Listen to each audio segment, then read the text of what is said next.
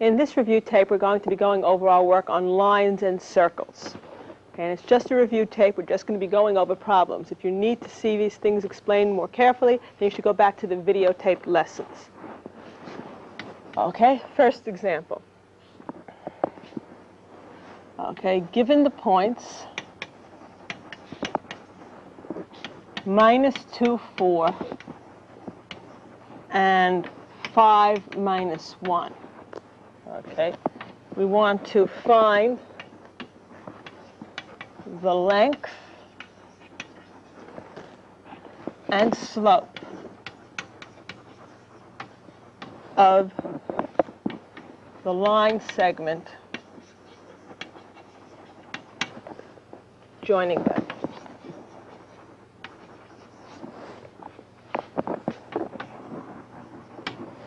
Given the 2 points, -2, 4, and -5, -1, want to find the length of the line segment joining them, or the distance between them, it's the same thing, and also the slope of the line segment. Okay, to find the length of the line segment, we're going to be using the distance formula. D is the square root of x2 minus x1 squared plus y2 minus y1 squared. Okay, and I would suggest you go back to your original 2 points and label one x1, y1, and the other x2, y2. It doesn't matter which is which, but it is important, especially for slope, that you are consistent, that you stay okay with the labeling that you've chosen.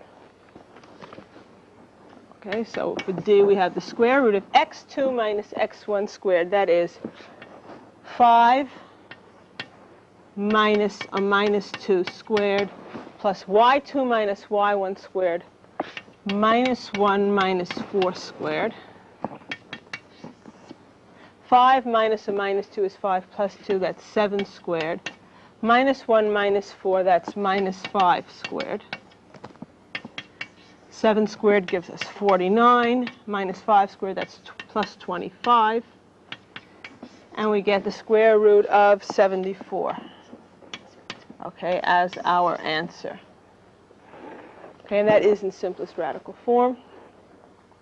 That is the length of the line segment, or the distance between those 2 points. Okay, it's a number between 8 and 9. Square root of 64 is 8. 8 squared is 64. 9 squared is 81. So it's something between 8 and 9. Now for slope. The slope formula is difference in the y values over the difference in the x values, but they have to be done in the same direction. So if you go y2 minus y1, you're going to divide by x2 minus x1. So y2 minus y1 minus 1 minus 4 over x2 minus x1. 5 minus a minus 2 gives us -5 over 7. -5/7 for the slope of this line segment. In our next example, we want to, in each case, we want to sketch the graph of the following line. And the first one is 2x minus 3y equals 12.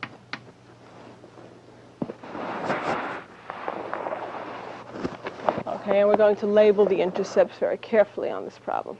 Okay, the easiest thing, 2 points determine a straight line, and the easiest points to get here are the intercepts. So, to find the x-intercept, we're going to let y equal 0. Okay, if we let y equal to 0, we get 2x equals 12, or 2x minus 3 times 0 equals 12. 2x minus 0, or 2x equals 12. X equals 6. Okay, we let y equal 0 and x equals 6, therefore we get 6, 0 as our x-intercept, the location of the x-intercept. Now, to find the y-intercept, similarly, we let x equal 0, we get 2 times 0 minus 3 times y equals 12. 2 times 0, that's 0, minus 3y equals 12, y equals minus 4. X equals 0, y equals minus 4. So we have our 2 points. Okay, now let's sketch the graph here, having found the 2 points. Simple matter here to sketch the graph. The x-axis and the y-axis. Okay, we want to put down the x-intercept, which is 6, 0. 1, 2, 3, 4, 5, 6, 0. The x-intercept is 6. The y-intercept is minus 4. Therefore, the line goes through the point 0. It's 1, 2, 3, 4, 0, minus 4. And the line, this is 6, 0. The x-intercept is 6. This is 0, minus 4. The y-intercept is minus 4.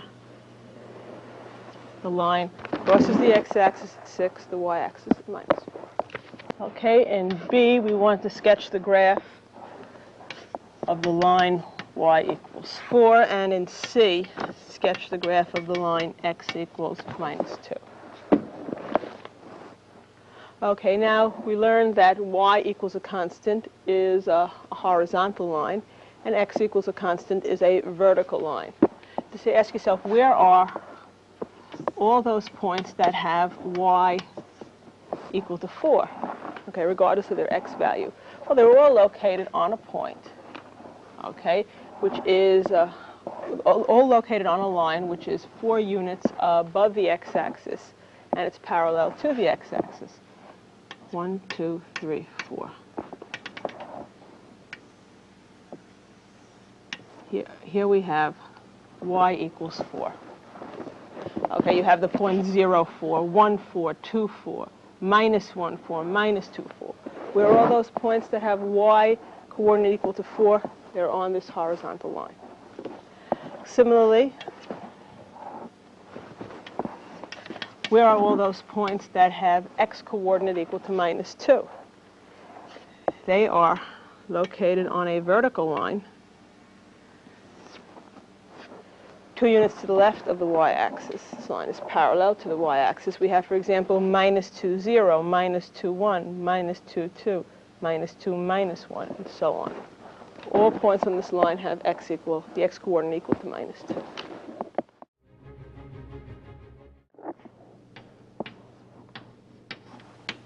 Write an equation of the line passing through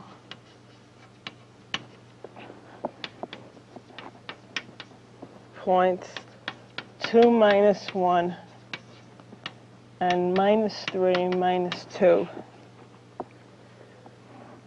passing through these 2 points.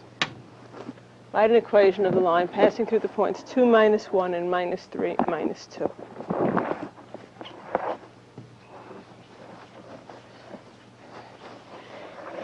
We can either use the point-slope form of the equation of the line or the slope-intercept form, whichever you prefer. But in either case, we will need slope of this line segment, of the line going through these 2 points. So let's label this, say, x1, y1, and this x2, y2. And our first stop will be to find the slope. Okay, the slope will be y2 minus y1 over x2 minus x1. The y's over the x's. y2 minus y1 is minus 2 minus a minus 1 over minus 3, now minus 2 for x2 minus x1.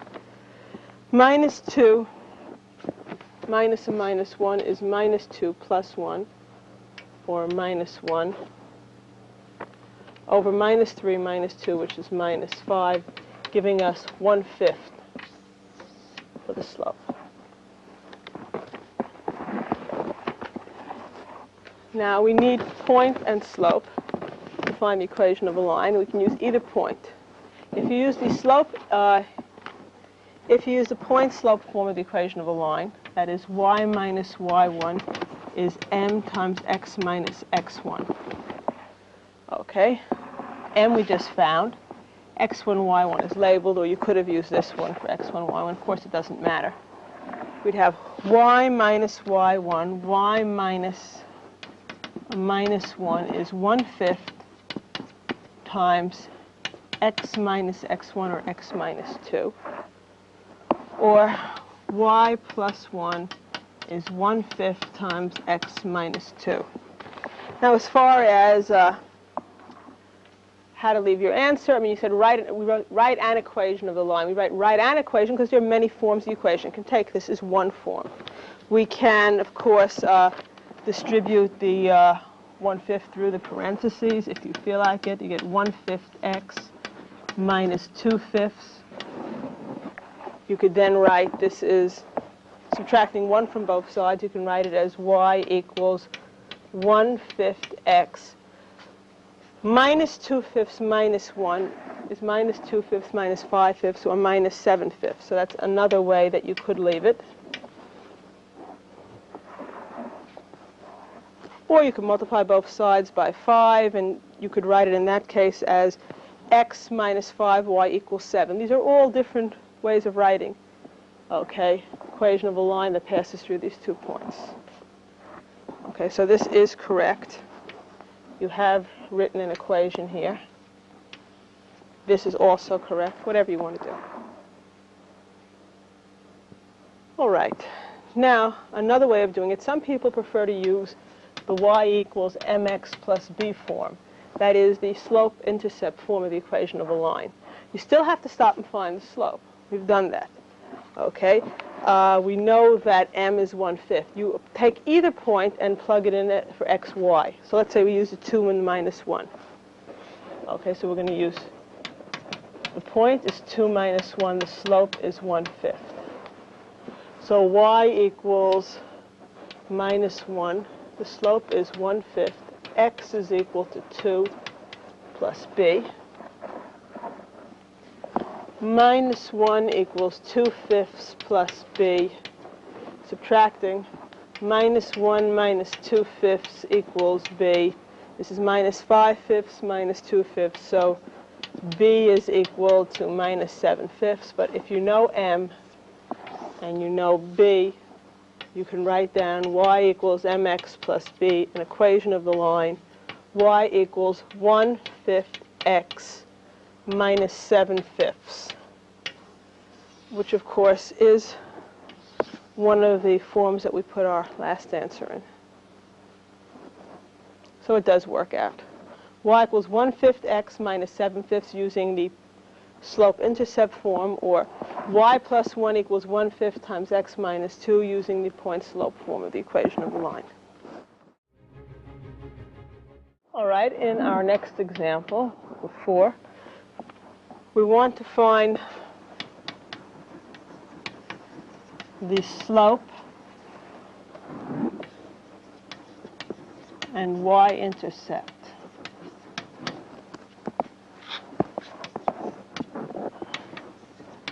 of the line whose equation is 3x minus 2y equals 8.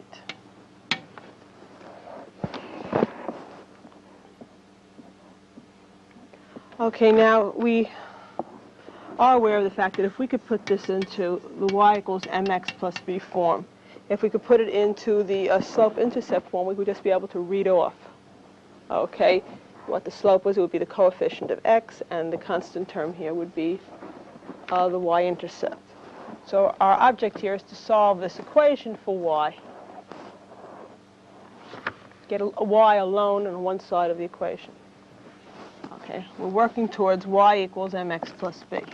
We'd like in that form. So we say here, well, we can subtract 3x from both sides of the equation. This will give us minus 2y equals either 8 minus 3x or minus 3x plus 8. The 3x's you dropped out here, we got it here. I wrote minus 3x plus 8 rather than 8 minus 3x because I'm trying to go to mx plus b. Now I divide by minus 2. Each and every term gets divided by minus 2. Then we have y equals minus 3 over minus 2 is plus 3 halves x minus 4. 8 over minus 2. Okay, from this we can see that the coefficient of x, the slope, is 3 halves, and b, the y-intercept, is minus 4. When I say the y-intercept is minus 4, that means the point 0 minus 4 is on this line. Okay, I want to ask another question from the same, based on the same problem, and that's the following. What would be the slope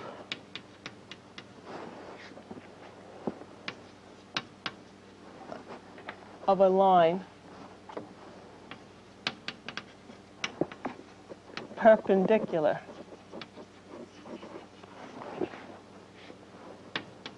to the line 3x minus 2y equals 8?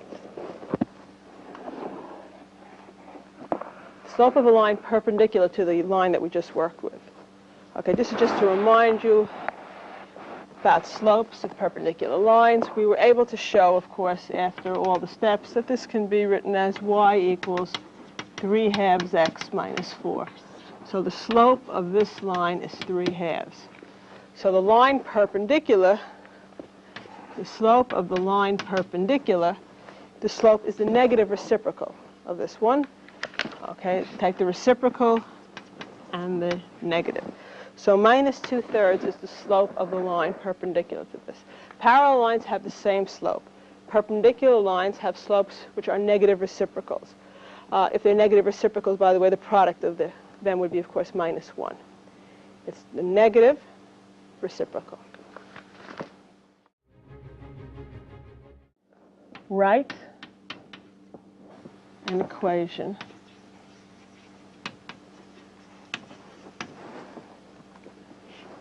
of the line that passes through the point 4, 0 and is, in part A, parallel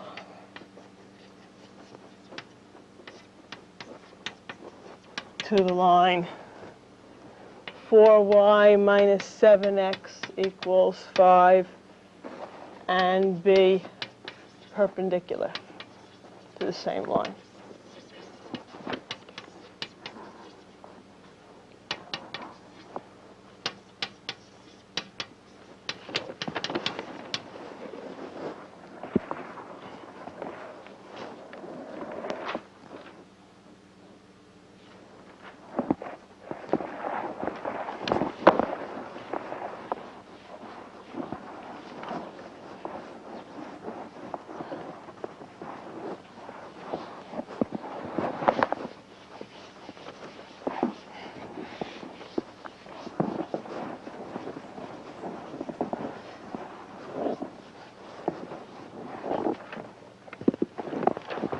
Okay, a little sketch might help.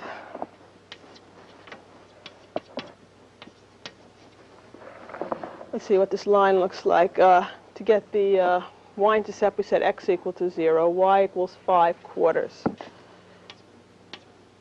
So 1 1/4, like so. To get the x-intercept, we said y equal to 0, y equals minus 5, x equals minus 5/7. Something like so. So the line looks like that. And we're talking about the point 4, 0.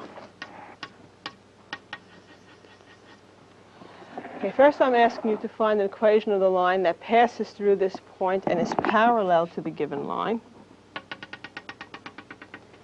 And then I want you to go through the problem solve again. This time find a line through this point perpendicular to the given line. Okay, in both cases, there's only one line that satisfies the condition. There's only one line that satisfies the condition. The line is determined by point and slope. Okay, both of these lines go through the same point. It's just a matter of their slopes. To get the slope of this dotted line, the one parallel to this line, of course, we'll get the slope of the heavy line here. And since these lines are parallel, they'll have the same slope. And we'll have point and slope. We'll get the equation of the line parallel. And then we'll take the negative reciprocal of the slope of this line. We'll have the slope of this line perpendicular to it. And then point and slope will get the equation of the line perpendicular. Okay, so the starting point, of course, is to get the slope of the line 4y minus 7x equals 5. To do that, of course, we have to solve for y. So 4y equals 7x plus 5, adding 7x to both sides of the equation, and then dividing through by 4. Y equals 7/4 x plus 5/4.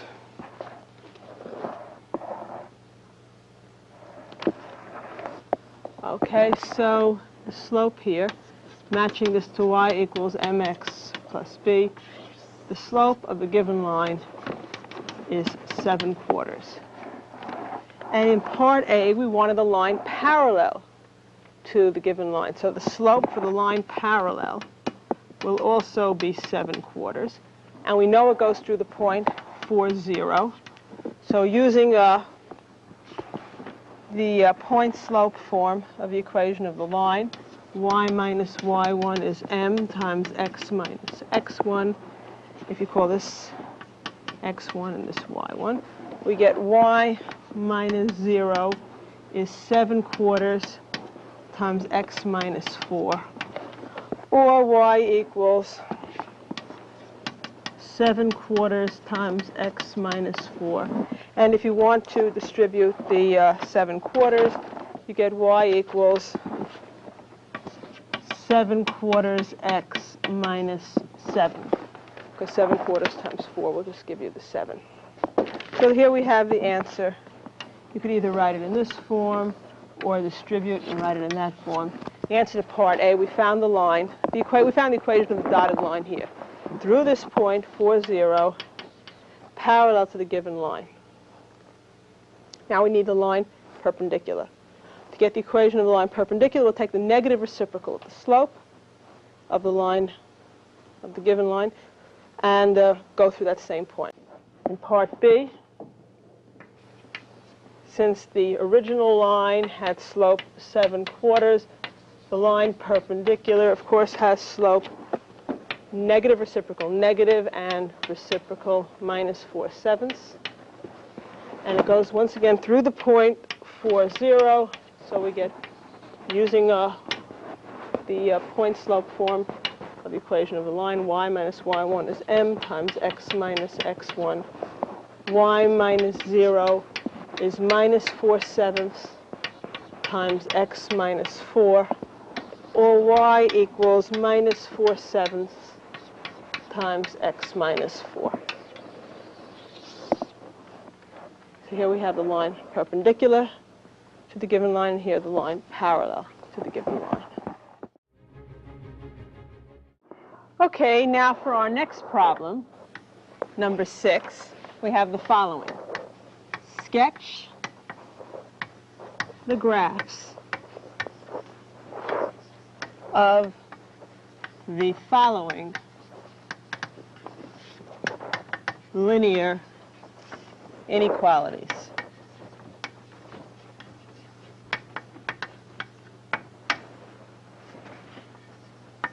Part A, 2x plus 3y greater than or equal to 6. And in part B, 2x minus y is less than 0. Okay, let's start with part A. 2x plus 3y is greater than or equal to 6. Okay, now we realize that to start this, we should sketch the graph of the corresponding linear equation 2x plus 3y equals 6. This will be a boundary of the solution set for the inequality. Okay, it's just a straight line, and let's try to get the intercepts. If we set x equal to 0, 3y would be equal to 6, y would be equal to 2. If we set y equal to 0, 2x would be equal to 6, x would be equal to 3. And 2 points determine a straight line. So just by connecting the intercepts, we will have the graph of the straight line, 0, 2, and 3, 0. All right, now the inequality is 2x plus 3y greater than or equal to 6, so we will connect these points with a heavy line, since the points on the line are part of the solution set. Now what we're trying to do is to determine which part of the plane, this side of the line or this side of the line, is a solution set. And to do this, we take a test point that is not on the line. For example, in this case, we can use the origin. Okay. Use 0, 0 as a test point. And what we're going to do is substitute it into the inequality and see if we get a true statement. If we get a true statement, then 0, 0 is on the correct side of the line, and any point on this side of the line is also part of the solution set. If we get that the inequality is incorrect, then 0, 0 is on the wrong side of the solution, is on the wrong side of the line, and the other side of the line is the solution set. All right? We're trying this in 2x plus 3y greater than or equal to 6. So 2 times 0 plus 3 times 0 should be greater than or equal to 6. Is that correct? Is 0 plus 0, is 0 greater than or equal to 6? And the answer, of course, is no. So 0, 0 is not on the correct side of this line. So this is not the solution set. The solution set is shaded in. The line 2x plus 3y equals 6 is a boundary of the solution set. As I mentioned, because it's greater than or equal, it is sketched in with a heavy line. If it had been strictly greater than 6, we would have used a dotted line. After we get the boundary, we then try to determine which side of the line is the solution set. All right, we use a test point, any point that is not on the line. We tried 0, 0. We substituted into the inequality. If it had come out, 0, 0 would be on the correct side of the line, and that would be the solution set. Since it was not correct, 0, 0 is not part of the solution set, nor is anything on this side of the line, and this is the shaded region. This shaded region here is the solution set. Okay, for our next example, we have 2x minus y is less than 0. As before, we start by sketching the equation 2x minus y equals 0.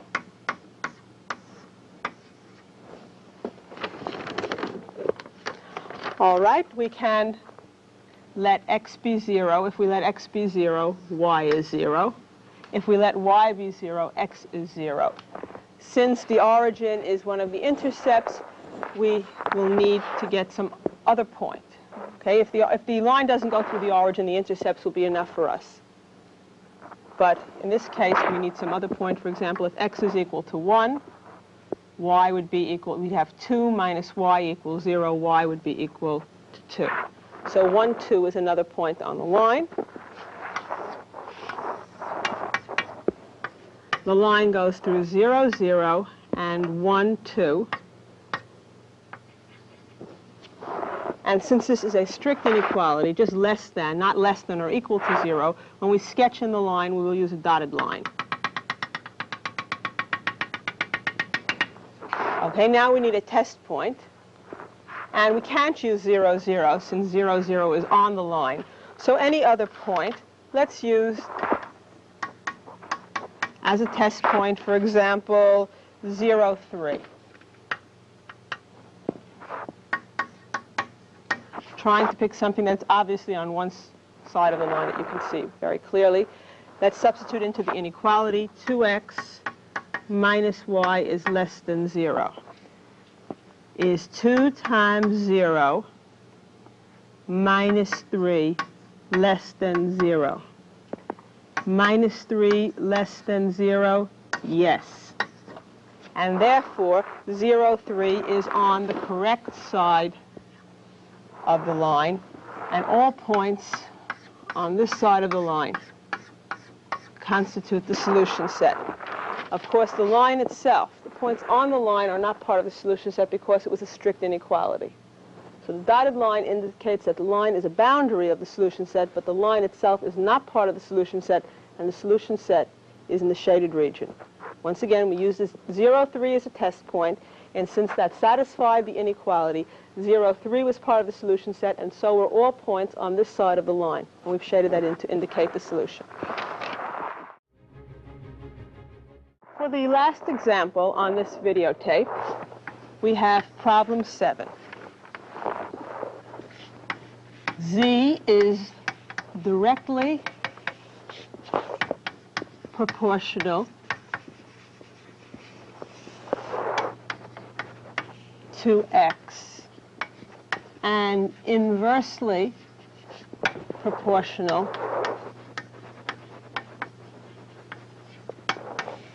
to the square of y.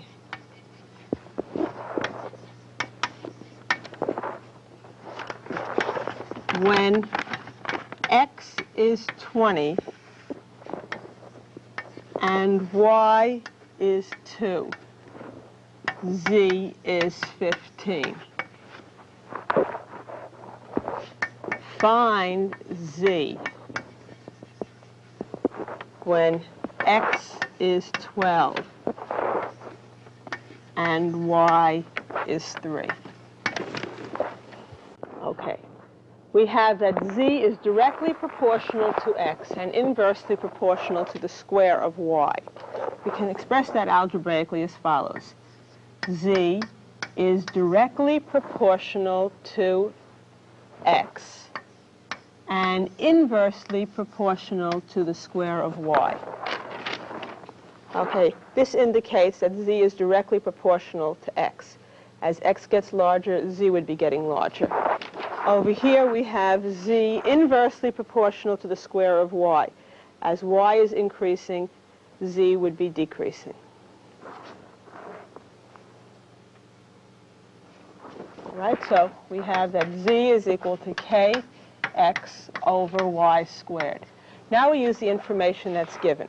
We are told when x is 20 and y is 2, z is 15. That will be enough information to determine k. Let's substitute in. When x is 20 and y is 2, z is 15. So we substitute in z equals 15, x is 20, and y is 2. The only unknown is k. 15 is equal to 20k over 2 squared, or 4. 4 goes into 20 5 times. 15 equals 5k. Dividing both sides by 5, we get that k equals 3. We have now determined what k is.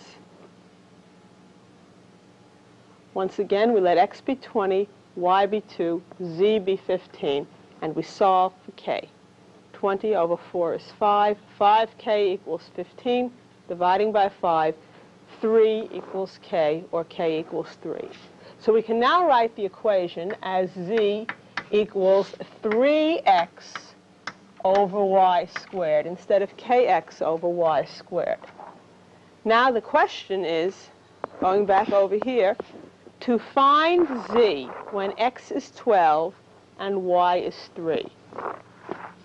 Find z when x is 12 and y is 3.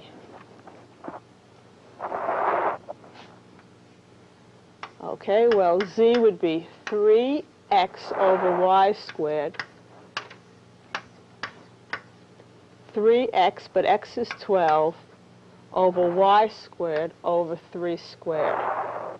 3x over y squared. X is 12 now, and y is 3. That's 3 times 12 over 3 squared, which is 3 times 3. All right, we can divide numerator and denominator by 3, cancel the 3's, and we get that z is 12 over 3, or z is 4. And that brings us to the end of this table.